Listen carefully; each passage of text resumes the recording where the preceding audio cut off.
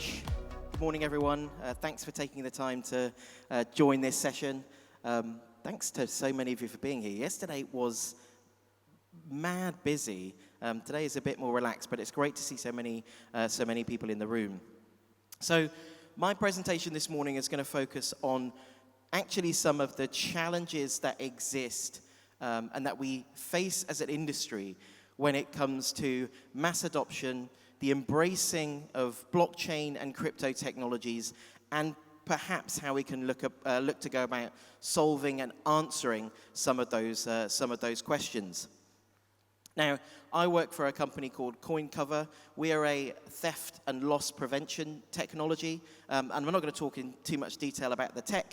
If you want to find out more, you can come and chat to us afterwards. I'm actually going to talk more about what some of the problems are and perhaps how we could go about looking at solving them. So in the next 15 minutes or so, we will talk briefly about crypto's image problem. Maybe that's an elephant in the room, I don't know. Maybe you don't agree that crypto has an image problem, but I think maybe it does, so we're going to talk about that. We're going to talk a little bit about the current landscape for threats. So I feel, again, a little bit like a fox in the hen house, because I'm sure a lot of the presentations on this stage have been about all of the amazing wild frontier of the blockchain and how it's all wonderful. It can only ever be full of opportunity in its sunlit uplands. But actually, there are also risks and threats that we face, and we should be aware of them and understand how we look to address them. And then finally, how can we look to build confidence in the world of digital assets? Because, again, those of us in the room who see ourselves as pioneers, there are billions of people around the planet who we want to instill with that kind of confidence as well. So those are the things that we're going to cover over the next 15 minutes or so. So if crypto does have an image problem, if there's broad agreement that crypto has an image problem, at least in some areas, what is it that is contributing to that? Well, I don't think there would be any disagreement from anyone in the room that scams and hacking are only increasing. The threats that digital assets face are only increasing. And I'll tell you a story if it's, the great thing about doing this job, in previous roles, it's always been a bit tricky to find necessarily directly relevant, stories in the news, current affairs that, keep your thing that you want to talk about at the top of people's mind. But just 2 days ago, the CEO of a company called Defiance. Defiance is a venture capital group who are investing in an awful lot of crypto companies. The CEO of Defiance, who is heavily into NFTs, was hacked. He had $1.7 million worth of his NFTs stolen from his wallet. And when I actually started to dig a little bit deeper into the story to try to understand what was the cause of that, he had been onto Twitter and he had told the whole story and said, even as a seasoned, pretty, savvy crypto user, someone in the industry, I still got hacked. And he got hacked because he clicked a link that looked like it was from one of his companies. And once he clicked that link, the hacker was on his system. And this is where you start to ask the questions. The passphrase clearly was on his laptop somewhere. And this is the problem. We'll get to the whole idea of being your own bank and all that kind of stuff. Nobody really wants to be their own bank. We'll get to that later on, but I just think it's really interesting that even just in the last 2 days, there is a story of a seasoned professional working in the industry who gets $1.7 million worth of NFTs taken out of his wallet. We also know that there's skepticism among governments and sort of traditional financial institutions when it comes to adoption of crypto. Perhaps that's a thing that we think doesn't matter or that we don't care about. But it exists, and when thinking about mass adoption, that creates challenges for us as an industry. We have to think about how we're going to solve those problems.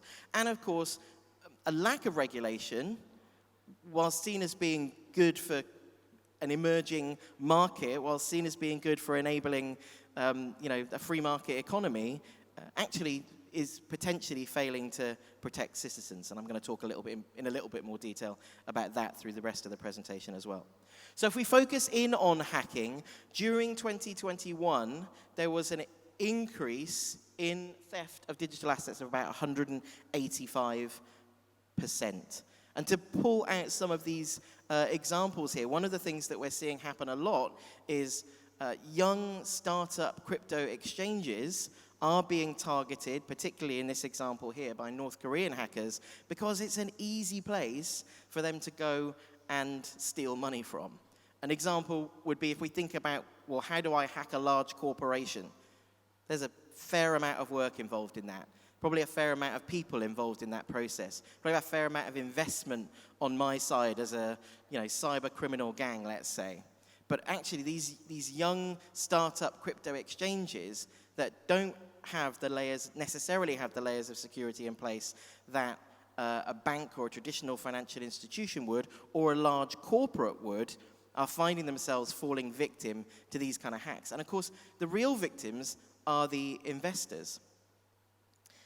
And that also is another challenge that we have in the industry. So there are about, in the US at the moment, 1,000 individuals suing Coinbase for loss of funds.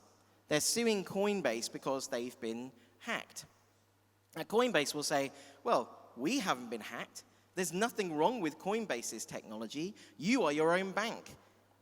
If you weren't able to protect yourself from phishing and hacking, Mr. Customer, who we took percentages on your transactions, that's your problem. And that's a thing that we certainly have to fix if we're going to see true mass adoption. The other thing to consider is, what are the risks that individuals are prepared to take when it comes to investing in crypto or whatever other digital asset it happens to be. I think the reality is that you're only at the moment prepared to invest what you're prepared to lose. And there's an irony there. The irony there is the whole idea of banking the unbanked, the whole idea of this creating some kind of global social revolution, it goes out of the window. Because if I'm only prepared to invest what I'm prepared to put at risk, many of those people in the world who find themselves unbanked are not going to be prepared to take that risk.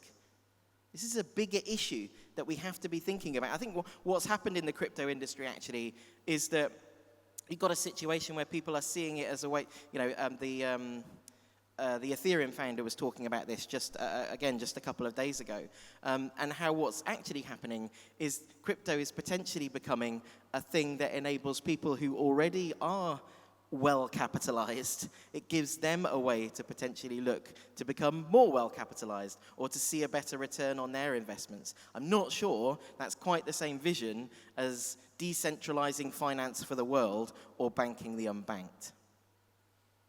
This is also really important, whether we like it or not. The idea that institutional investors would want to take crypto seriously and would want to look to become more invested in digital assets, it matters to this industry crossing the chasm and us moving towards mass adoption.